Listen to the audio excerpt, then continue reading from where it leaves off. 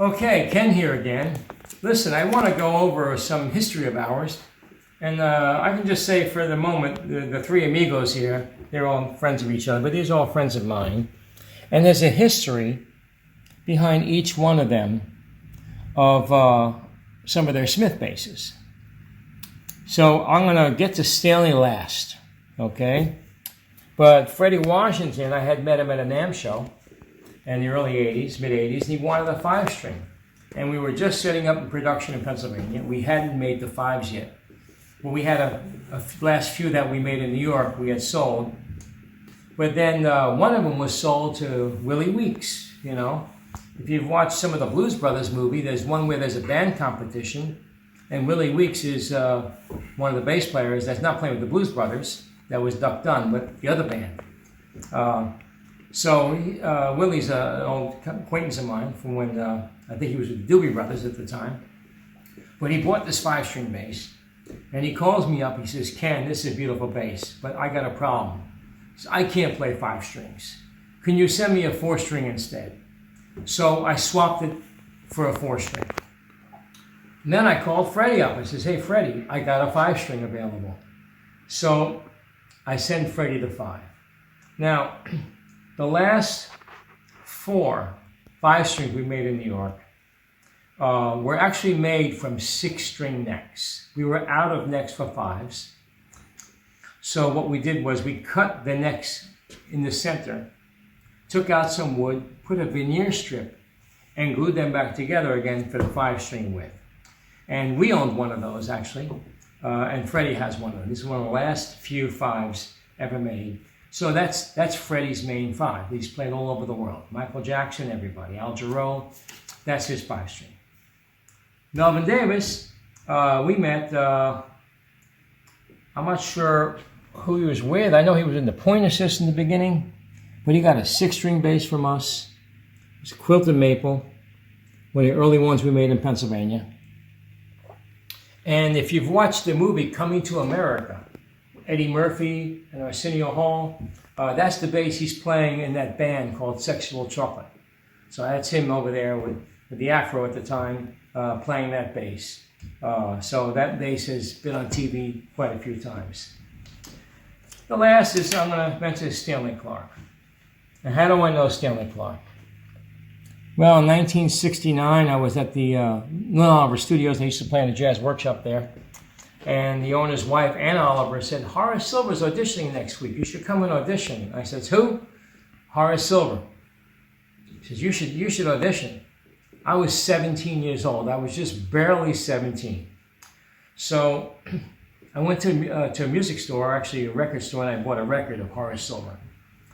Some jazz quintet, playing some standards or whatever. The bass player was an upright bass. I think it was Larry Ridley. So I listened to the record, and I go to the audition. Now, I was a pretty good reader. I played in the orchestra in school. I played in the jazz workshop. I did some gigs, but I was barely 17. So I auditioned. He had charts. And all the guys auditioning, they were jazz players. And I'd say probably all of them were upright players that had an electric, because there was an electric bass audition. Well, I played both as well. Started with upright, went to electric. But I had learned a few things on electric that maybe the uprights hadn't done as far as playing across the strings. I was still a beginner.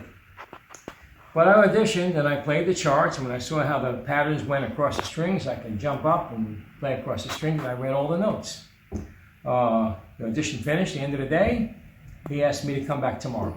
I came back, a whole nother bunch of guys, but they were auditioning bass, drums, trumpet, sax, the whole quintet, and Horace was playing piano. You might remember that famous song from my father, "Doon doon ding ding doon doon." That's Horace Silver.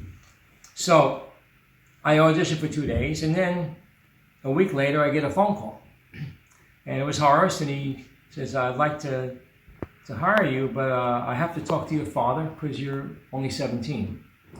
So he spoke to my father. My father said, "Okay, fine." Now he had some concerts coming up right away. And I was 17, so I wasn't legal. I couldn't go play in clubs. But the concerts were just in these, one was a famous ballroom in Baltimore. Another one was in in a center in Newark. Dizzy Gillespie was there. So I played the concerts, and then he let me go. He had to get somebody who was an adult. And the bass player he hired, well, I get a phone call from the tenor player, Buddy Terry. And Buddy says, Ken, you got to come down to the Oliver studio and meet the new bass player. He's young like you. He's only 18. Well, he was legal.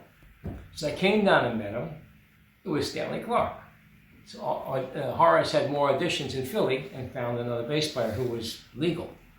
So I met Stanley. A couple years later, he had moved to New York, him and his wife. And if he needed this or needed that, he didn't know anybody. I was his only contact. Borrow an amp, we subbed each other's gigs sometimes. So we were friends from 17, 18 years old, by chance. Well, one day he calls me up. He already owned several of my Smith basses, I think 3. So he calls up, he says, you got any new basses? I'm in town. I says, yeah, I got some new ones. I says, where are you? I said, I'm playing down over here. There's a few blocks from my office and actually even closer to my house. So I said, I'll come to your rehearsal. So I came to the rehearsal, or sound check. I think, was it Randy Brecker was playing with him, and also Jimmy Earle was playing 6-string electric bass, and he was doing solo bass on that gig. So I bring this bass that's in this picture. It's a BT4. It's from the first batch. And when that bass was being done, the guys in the shop saw that beautiful piece of quilted curl, and they said, man, this is the most beautiful piece of wood we've seen. Ken should keep this bass for himself. So I said, sure, I'll keep it for myself. So I had the bass ready to go, but it was mine. So I bring it to the studio, actually to the theater. What's it called, the Roxy or something like that, somewhere near Union Square. And I bring the bass, and he plays it. He says, great. I says, good. I got one at home. I got to set it up. I can have it maybe tonight or tomorrow. I just need a couple hours to work on it. He says, oh, no, I want this one. I said, well, that's mine. You can't have that one. So he whispers to his manager, grabs a pile of cash. I told him how much the bass was. He hands me the money, gives me $100 more. I mean, Stanley is going to usually want to get everything cheaper, but, you know, he's a musician, professional, he wants a deal. He gave me more money. He says, and bring some strings when you come back tonight. This bass is staying with me. Luckily, that night, I was watching the show from above. The balcony guy was taking pictures. And I says, are you working for them? He says, yeah, I'm just taking some pictures for them. I says, well, I'm Stanley's friend, and he's using my bass. Can you get me a picture? So his photographer sent me this picture that Stanley had given me permission to use on the label. And this is back from the late 80s. So this is about an 89 bass. And so these 3 basses on the back here individually have some interesting stories to them. I thought I would share that with you.